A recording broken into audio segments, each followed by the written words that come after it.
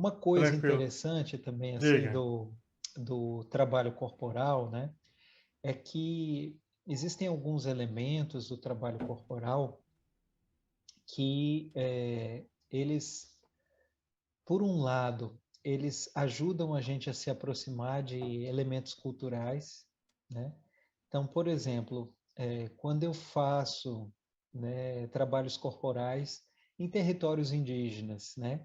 Eu tenho algumas experiências de trabalho com povos indígenas, principalmente aqui do sertão pernambucano, aprendo muito com eles. E às vezes eu vou para lá e eles pedem também para eu levar algum trabalho corporal. Então, o que que eu percebi? Que muito do que eu aprendi lá no pensamento de Lowen faz parte da tradição indígena. Então, quando a gente fala, por exemplo, de um conceito da análise bioenergética que é o grounding, Uhum. que a gente traduz isso por enraizamento. E aí eu chego num território indígena e escuto uma liderança dizer para mim que eles, né, são a ponta da rama e as raízes são os ancestrais. Ele já está me dizendo ali da visão de enraizamento dele. Quando eles botam, né, começam a tocar o maracá, cantar um toante, bater o pé no chão, eles já estão fazendo um movimento de enraizamento, né? Uhum. Que lá na bioenergética eu fui aprender esse exercício a partir de determinadas orientações, mas ali está acontecendo dentro de Claro. um contexto cultural, né? Então é interessante que a gente pode observar que, independente dos exercícios da bioenergética serem mais convencionais, a gente pode trazer também, né, essa capacidade de compreender o Uhum. funcionamento corporal e a consciência corporal para a realidade dos movimentos, né, das diversas culturas.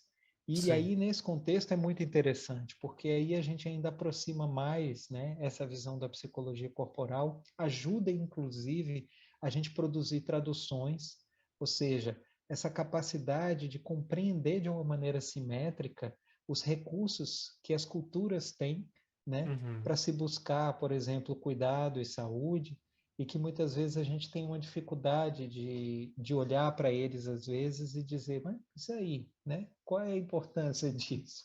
E Claro. aí, hoje, por exemplo, quando eu olho os rituais de Toré, os tomantes, aquilo tem uma profundidade para mim, assim, de sentido, né?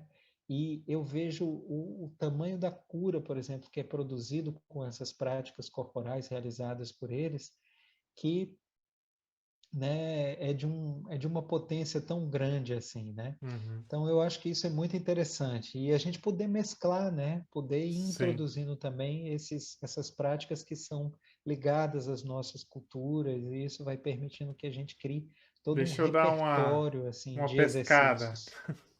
aí. Sim. Eu acho que isso que você está falando, assim, né? A partir de uma ótica, né, de um prisma, né, que o Reich, o Lowen fazem, né? Eles vão buscando entender como é que o corpo funciona, né? Só que o corpo ele é o mesmo corpo, né? Em diferentes culturas, né? Então ele usou um prisma, né, para desvendar alguns funcionamentos, né, desse corpo e dessa relação com as emoções que a psique, mas que ela é comum, né? Eu dou aula, por exemplo, né, dei muita aula, né, de Tai Chi Chuan e pratico até hoje, né? Então, né, me fui bastante por essa área das práticas orientais. E o Tai Chi Chuan, ele fala muito dessa questão do enraizamento, do ground, né, de você, né, conectar essa energia, né, da base, né, com o solo, né? Então tem muito a ver. Então, o corpo ele é uma linguagem comum, como você está trazendo a questão indígena, né? Então ele pode não explicar exatamente da mesma forma, mas quando você vai ver até a explicação, elas têm pontos de conexão. E aí eu queria dar um exemplo bem rapidinho disso, de um trabalho que foi feito no México, né? Eles estavam trabalhando com as tribos indígenas, né, mexicanas, e sempre ia lá muitos profissionais de saúde e nunca tinham lá uma grande afinidade com as práticas que eram realizadas pela comunidade indígena, né?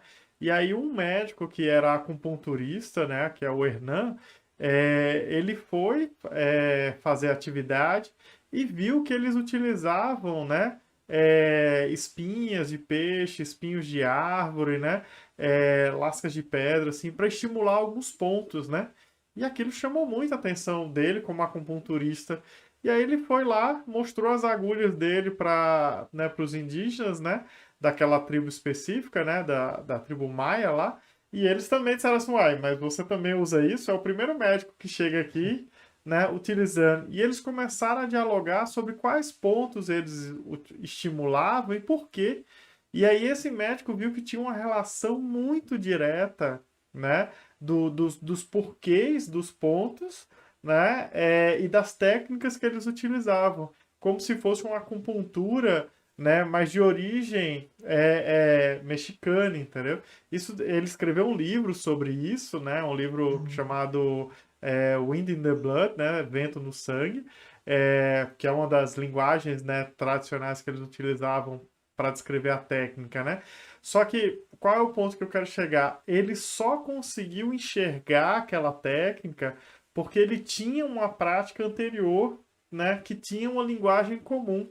A mesma coisa que você está falando, Sim. a partir da sua percepção e da sua prática de entendimento do corpo, você consegue olhar naquela prática indígena e dizer assim, tem elementos que eu conheço aqui, então eu consigo conversar com eles, né?